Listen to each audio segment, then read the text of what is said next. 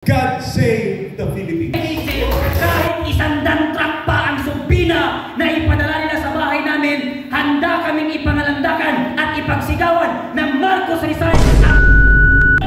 Medyo kinakabahan ako kasi hindi ako sanay magsalita dito.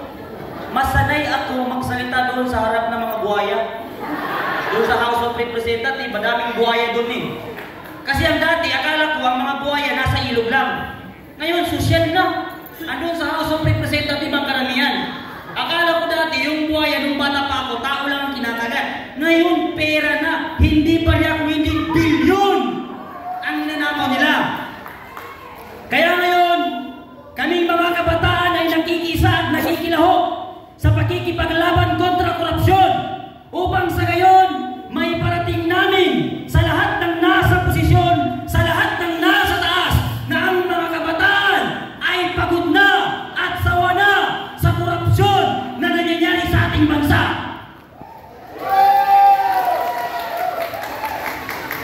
Nasa loob pa lang kami ng tiyan ng aming mga magulang, nagbabayad na kami ng tax, nagbabayad na ng buwis, hanggang ngayon, lubog pa rin sa utang ang ating bansa.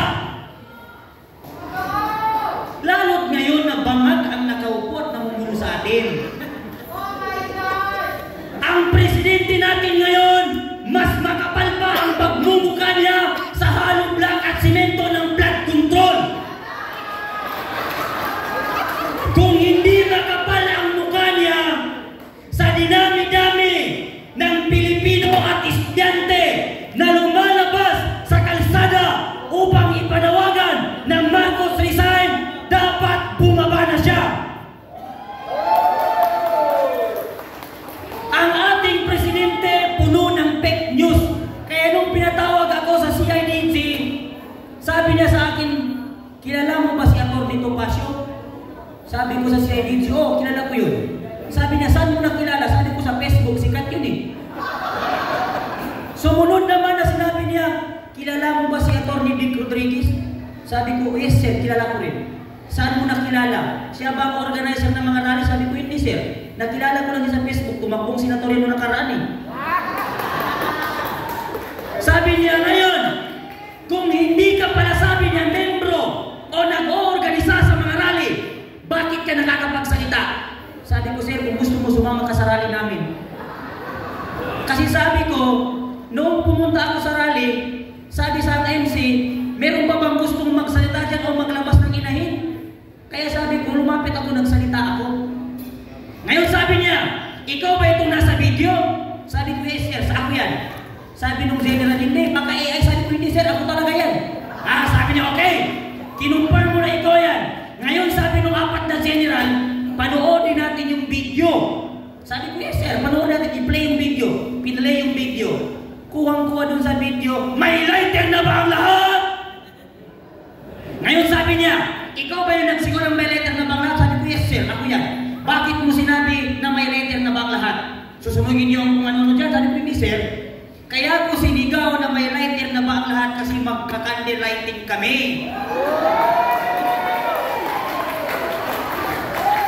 Ngayon sabi niya, sinabi mo kanina hindi ka part ng mga organisasyon o mga rally. Paano mo nalaman na magka-candle lighting kung hindi ka pala kasama sa mga meeting? Sabi ko, sir, napakadaming rally ang pinuntahan ko. Minsan nakaupo lang ako, binibigyan ako ng kandila. Kaya naisip ko, baka magka-candle lighting kami sa liwasan. Kaya in-advance ko na. Sumunod naman, sabi niya, dito naman tayo sa isang video. Sabi ko, okay. Sabi niya, ikaw ba ito? Sabi ko, ako rin yan, sir. Ngayon, yung nasa video na yun, within 30 minutes, lulusubin natin ng Mindiola. Ikaw ba yan nagsabi na? Sabi ko, hindi, sir, magkaibang boses eh. Sabi niya, kung hindi ikaw yan, sino yan? Sabi ko, hindi ko alam, sir, kasi hindi ako nag-i-stay sa stage. Nandun ako sa sasakyan. Sabi niya, kayo nung sasakyan sa'yo? Sabi niya, organizer o private? Sabi ko, hindi, sir, tok-tok. Sabi niya, anong tok-tok? Sabi ko, yung tatlong time. Sabi niya, yun, hindi pupunta ang mga tok-tok doon kung walang organizer na nagbayad. Sabi ko, mali ka na naman, sir. Ang tok-tok na sinasabi ko, sabi ko, yung mga sira na nakaparada sa liwasang Bonifacio, nakisilong ako, umuulan eh. Ngayon, 4 oras kami sa loob ng CIDG, 4 na sinarado ang pinto.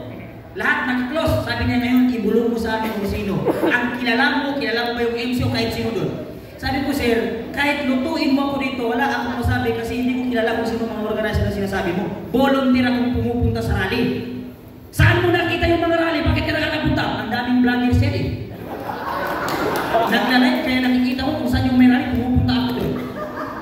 Sabi niya, ngayon, hindi pa na ikaw yan.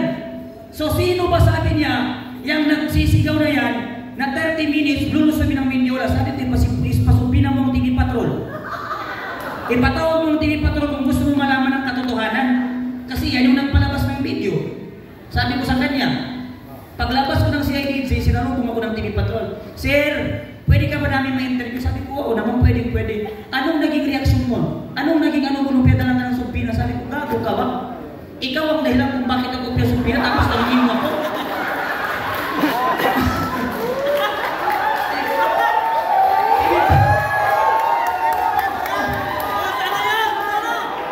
Sabi ko sa TV Patrol, gago ka ba? Ikaw yung dahilan kung bakit ako pinasumpina, tapos ngayon tatanungin mo ako kung hindi ako nagulat? Tado sa ito. Kaya tayo ngayon mga kababayan, sabi ko sa CIDJ, kahit 100 truck pa ang sumpina na ipadala nila sa bahay namin, handa kaming ipangalandakan at ipagsigawan na Marcos resign at papanagutin ang lahat ng politikong sakot sa nagawan sa ating bansa. Mabuhay tayo mga Pilipino! Mabuhay ang hakbang ng maisog! Mabuhay!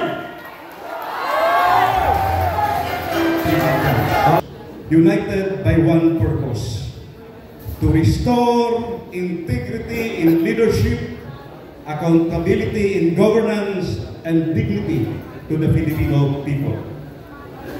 We heed the call of former President Rodrigo Roa Duterte, a call to action, to courage, and to patriotism to save the Republic.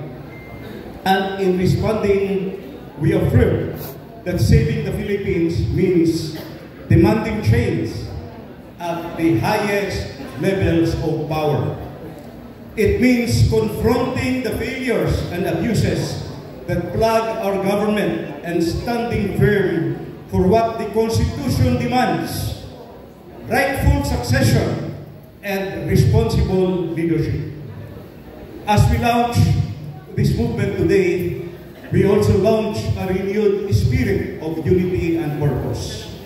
Let this assembly be the starting point of a nationwide awakening, where citizens no longer remain silent, but speak, act, and stand together for truth, reform, and justice. To all those who come from near and far, from Luzon, Visayas, and Mindanao, welcome. Thank you for choosing courage over comfort and patriotism over apathy.